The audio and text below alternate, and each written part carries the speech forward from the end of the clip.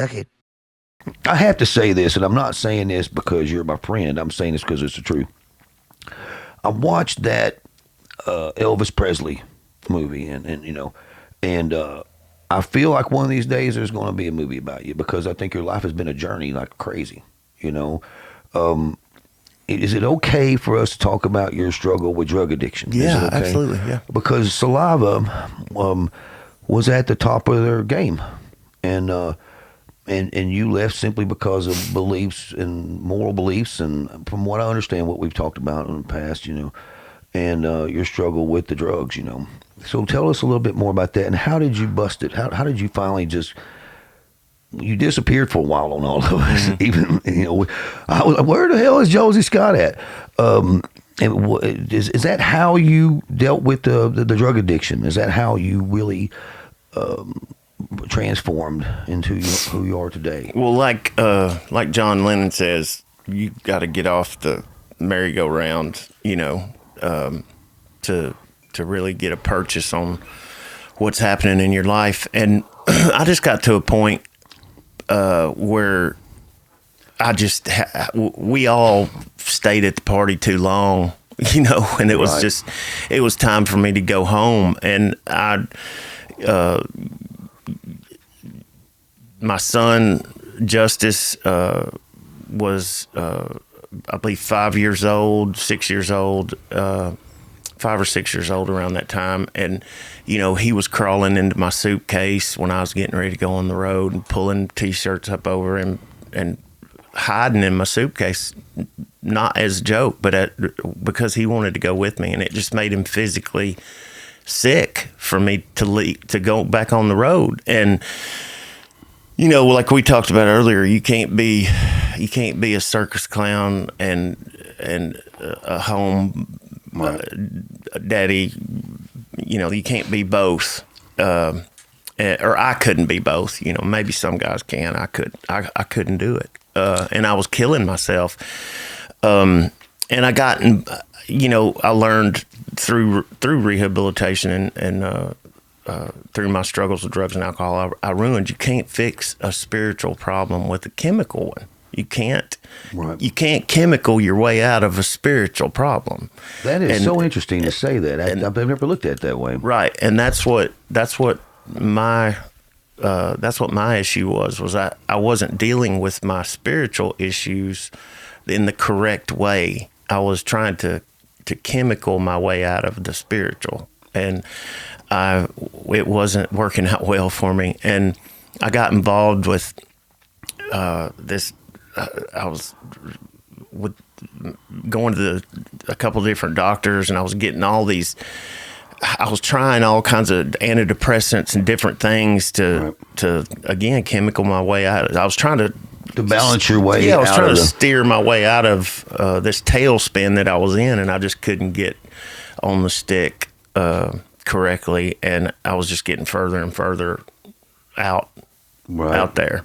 And I went through the last year I was in the band. I just went through a time where I was just a zombie. Like I was on like high-powered medications that I had no business being on, like Geodon and Lamictal and different things like that. And I don't even know about them, and I'm right. I know a lot about you. My family says I could be a pharmacist. I know a lot I know a lot about drugs because I've done a lot. And, right. You know what I mean? I mean, it's so ridiculously stupid to say that, but.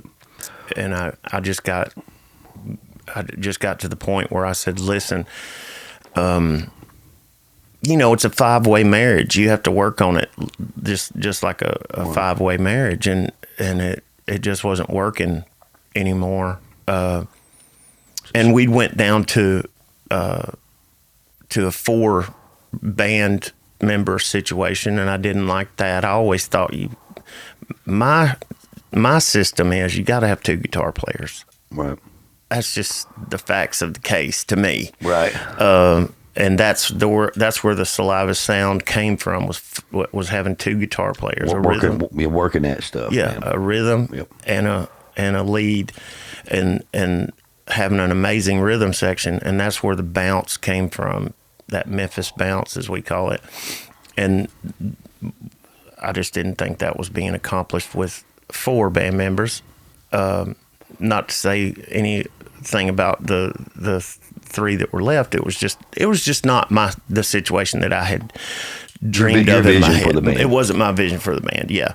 And that mixed with the, 5-way marriage having gone, or 4-way marriage at that time going wrong. And, we weren't getting along, and we had, things had become really nasty, and, it just wasn't the loving, kind, brotherly situation that it was in the beginning. And we went through that cycle, man. That 5-year arc that bands go through. And we were all raised dirt poor, and we had hundreds of thousands of dollars thrown in our lap at one time. And what do you do with that? You know what I mean? All we knew how to do was make it rain. Oh, I know. I was one of those guys that had hundreds of thousands of dollars thrown at him too. Right. And you know what? I was way too young and too big of a.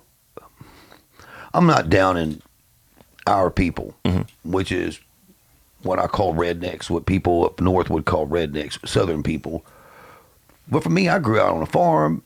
I didn't know any better. Man, you give me freaking the money that Leo or them gave me, and I'm like, I feel like I'm freaking, rich. Yeah. And, I guess, my manager, Michael Littman, told me that, he goes, how does it feel? What do you mean? You're a rich man. It didn't comprehend, oh, great, I can buy more drugs and and do stupid shit, It wasn't, I'm going to save up to buy a house and one day find that right girl to settle down with and have a real family like I have now. You don't think about those things, do you? I mean, I didn't think about that. And you have, we had people like Fred Curry from Cinderella speaking into our life and saying, boys, save your money. Let me tell you right now, you guys need to save your money, and you need to be smart. He was trying to warn us right then, and we were like, okay, yep, great, got it, thank you. You know who mine was? Who's that? Julie Greenwell. I love her. She's a great woman. She set me down in St. Louis, and when I see her again, I'm going to remind her of this because, man, I still think about it to this day. She sat down with me, and it was when Greenwell was doing their big showcase, kind of like what we did for you guys in Memphis. Remember that big show, and all those radio promoters came in, and she set me down, and she goes, Malcolm, you better start saving that money. I'm like, why? Because things could get pretty rough. Yeah. And I said, really? She goes, yeah, me and Lewis have been talking. You better start saving your money, man.